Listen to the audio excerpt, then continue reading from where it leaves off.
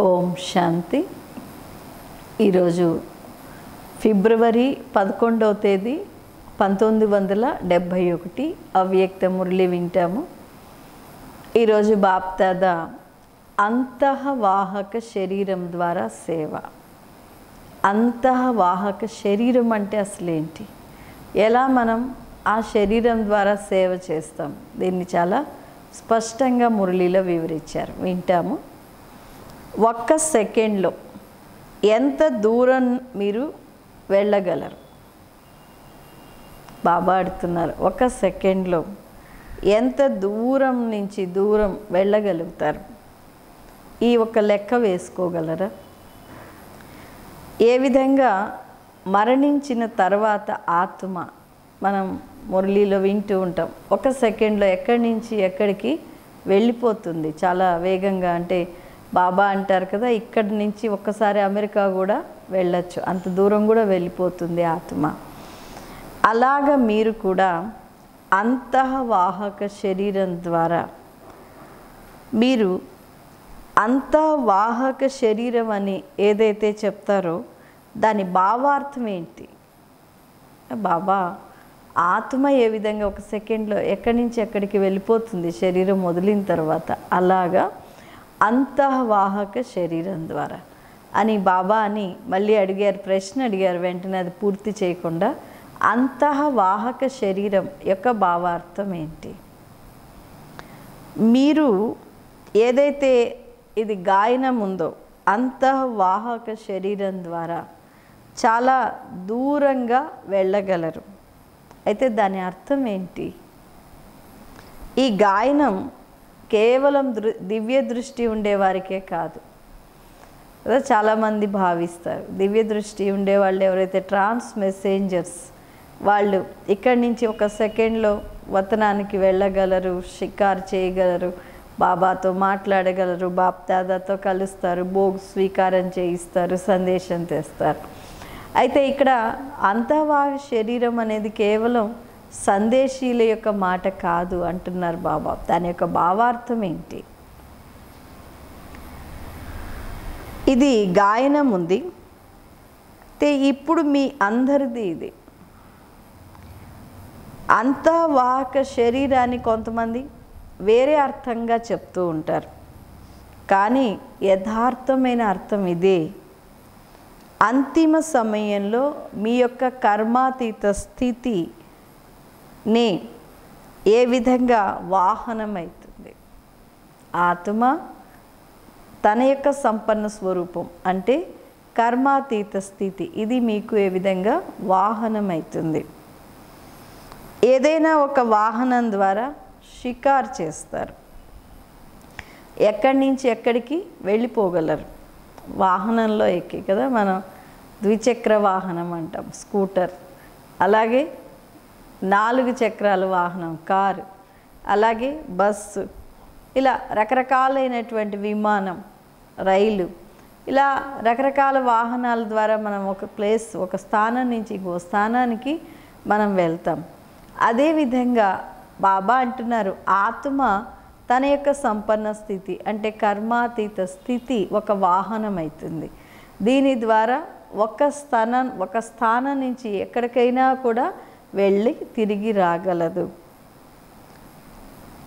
ఇది బాబా భావార్థం, అర్థం చెప్పారు. అంతఃవాహక శరీరము యొక్క అర్థం ఇది.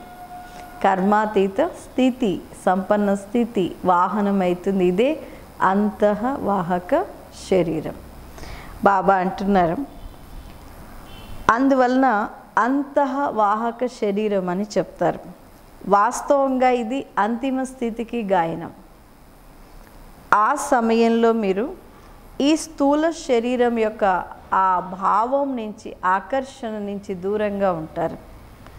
అందువలన సూక్ష్మ శరీరం అని కూడా దీనికి చెప్తారు కదా. ఆ సమయంలో స్థూల శరీరం యొక్క ఆ భావము లేదా ఆ యొక్క స్మృతి, ఆ యొక్క ఆకర్షణ, వీటన్నిటి నుంచి కూడా అంటే ఆ అటాచ్మెంట్ ఏదైతే ఉందో దానికి అతీతంగా ఉంటారు. ఏ విధంగా భూమి ఆకర్షణ నుంచి దూరంగా ఎవరుంటారు కదా, భూమి ఆకర్షణ ఎంత దూరం ఉంటుందో దానికి పైన ఎవరైతే స్పేస్లోకి వెళ్తారో వాళ్ళు ఉంటారు. అదేవిధంగా ఈ శరీరం ఈ భూమి యొక్క ఆకర్షణకు పైన అతీతంగా దూరంగా ఉండేటువంటి స్థితిని అంతర్వాహక శరీరము అంటారు బాబా. అందువలన దీన్ని సూక్ష్మ శరీరము అని కూడా అంటారు. ఏ విధంగా చెప్తారు, ఎగిరే గుర్రం మనం కథల్లో వింటూ ఉంటాం. గుర్రం రెక్కలుంది, ఎగురుతూ ఉంటుంది, ఎగిరే గుర్రం. అందుకని ఈ సమయం మీరందరూ ఇది అనుభవంతో పాడతారు. ఏదైతే కథల రూపంలో దాన్ని తయారు చేశారు, ఈ సమయంలో మీరు పిల్లలు అనుభవం చేశారు. అది ఒక కథగా వాళ్ళు ఎగిరే గుర్రము, పంచకళ్యాణి గుర్రం, ఇలా అనేక రకాలుగా దాన్ని మహిమ చేస్తూ వచ్చారు. ఒక్క సెకండ్లో ఆర్డర్ చేశారు, అక్కడికి వెళ్ళిపోతారు. బాబా అంటున్నారు అక్కడికి చేరుకునేస్తారు. అలా మీరు అనుభవం చేస్తున్నారా? ఏ విధంగా ఇప్పుడు సైన్స్ స్పీడ్తో ఎంత వేగంగా వచ్చేసేసింది, అలాగా మీరు కూడా మీ యొక్క పురుషార్థం కూడా ప్రతి మాట స్పీడ్ పెంచేది ఇప్పుడు నడవాలి. బాబా అంటున్నారు ఎంతెంత మీరు స్పీడ్ పెంచుతారు అంతే ఫైనల్ స్టేజ్కి సమీపంలో వస్తారు. పురుషార్థంలో ప్రతి మాటలో ఇప్పుడు మీరు స్పీడ్ పెంచినప్పుడు మీ యొక్క ఫైనల్ స్టేజ్కి మీరు సమీపంలో వస్తారు. స్పీడ్ నుంచి స్టేజ్ వరకు వచ్చేస్తారు. మీ యొక్క స్పీడ్ నుంచి స్టేజ్కి మీరు చేరుకోగలరు. అయితే అది ఎలా పరిశీలిస్తారు? మీ యొక్క స్పీడ్ అనేది ఎంత ఉంది అంటే మీ సంపన్నత స్టేజ్కి మీరు చేరుకునేదానికి ఎంత వచ్చారు, ఇంకెంత దూరం ఉంది, ఇది ఎలా పరిశీలించగలరు అని బాబా అడుగుతున్నారు.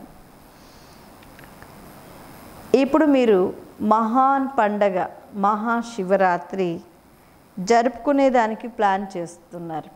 దీంట్లో ఏం కొత్తదనం ఈ పండగలో తీసుకొస్తారు ఈసారి అంటే అందరు చెప్పారు జెండా ఎగరవేస్తాం. మీ సేవా కేంద్రాల్లో జెండా అయితే ఎగరవేయండి, కానీ ప్రతి ఒక్క ఆత్మ యొక్క హృదయంలో బాబా ప్రత్యక్షత యొక్క జెండాని కూడా మీరు ఎగరవేయాలి అంటున్నారు బాబా. ఎప్పుడు మీరు శక్తి స్వరూపం యొక్క ప్రత్యక్షత అవుతుంది, శక్తి స్వరూపం నుంచి సర్వశక్తివాన్ బాబా ప్రత్యక్షమవుతారు కదా. బాబాని ప్రత్యక్షం చేయాలి అంటే స్వయం శక్తి స్వరూపం కావాలి. ప్రతి ఒక్క బ్రాహ్మణ ఆత్మ యొక్క శక్తి స్వరూప స్థితి నుంచి సర్వశక్తివాన్ అయినటువంటి బాబా ప్రత్యక్షత జరుగుతుంది. శక్తి స్వరూపము అంటే సంహారి మరియు అలంకారి. ఏ సమయం మీరు స్టేజ్ మీదకి వస్తారో ఆ సమయం మొదట మీ యొక్క స్థితి యొక్క స్టేజ్ని బాగా తయారు చేసుకోండి, తర్వాత స్టేజ్లోకి రండి. దీనైతే మీరు ఆంతరిక స్థితి అని కూడా బాబా అంటున్నారు. ఇది సాక్షాత్కారం మీది కలగాలి. ఏ విధంగా వేరే ఏర్పాట్లన్నీ కూడా మీరు చేస్తారు కదా. శివ జయంతి వస్తూ ఉంది అంటే వేరే వేరే ఏర్పాట్లన్నీ మీరు చేస్తూ ఉంటారు. అలాగా మీ తయారీ కూడా మీరు చేసుకోండి. అలంకారమై స్టేజ్ మీదకు రండి అంటున్నారు బాబా. స్వయం ఆత్మని ఏ విధంగా అలంకరించుకోమన్నారు బాబా ఇంతకు ముందు మురళీలో చెప్పారు.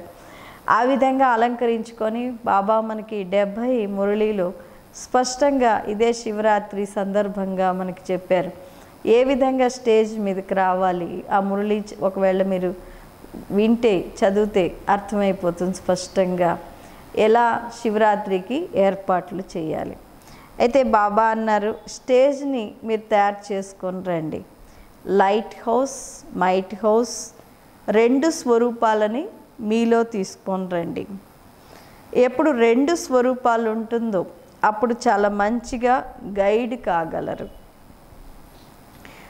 మీరు బాబా అనే శబ్దం ఏదైతే మాట్లాడతారో అది చాలా శక్తివంతంగా జ్ఞాన అంజనం యొక్క పని చేస్తుంది. అంటే జ్ఞానం యొక్క ఒక కాటుకలాగా పనిచేస్తుంది.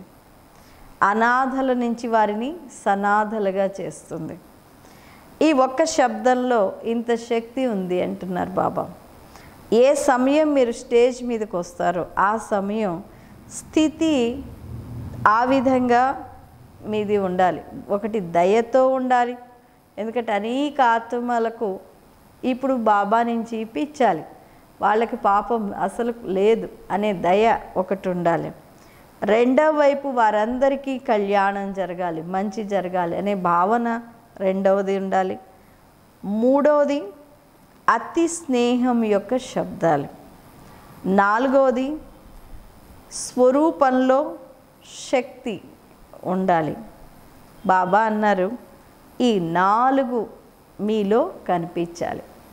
ఒకటైంది మీలో ఆ ఆత్మలందరి మీద దయ ఉండాలి. అలాగే రెండవదైంది వారి యొక్క కళ్యాణం జరగాలి అనే భావన ఉండాలి. మీ మాటలలో స్నేహంతో కూడినటువంటి శబ్దాలు ఉండాలి. అలాగే మీరు శక్తి, మీ యొక్క స్వరూపంలో శక్తి అనేది ఆ ప్రభావం పడాలి. మీ స్మృతి అలాగే శక్తి స్థితి అలాగ శక్తిశాలిగా ఉండాలి. అంటే తెలుసుకోండి, చాలా సమయం నుంచి పిలుస్తూ ఉండేటువంటి భక్తులకు మీ ద్వారా తండ్రి యొక్క సాక్షాత్కారం కలిగించేందుకు నేను వచ్చాను. ఇది ఉండాలి. ఇది బాబా అంటున్నారు మీ యొక్క స్మృతి మరియు స్థితిలో ఇది ఉండాలి.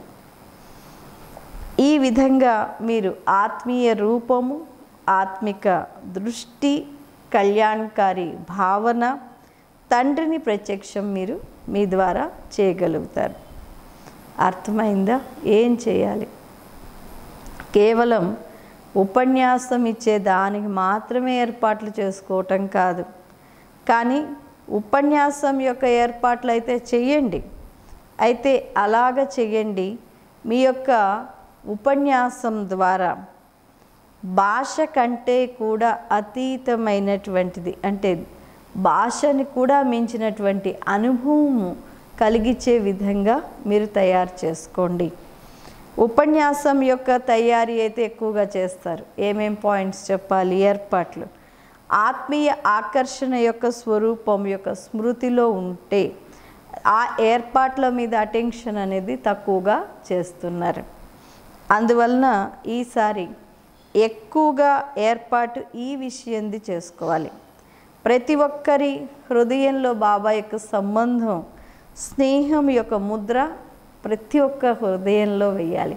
బాబాతో సంబంధం, బాబాతో స్నేహం, ఈ ముద్ర ప్రతి హృదయంలో కూడా వేయాలి. ఈ ఏర్పాట్లు ఈ శివరాత్రికి చేయాలి. మంచిది. ఓం శాంతి.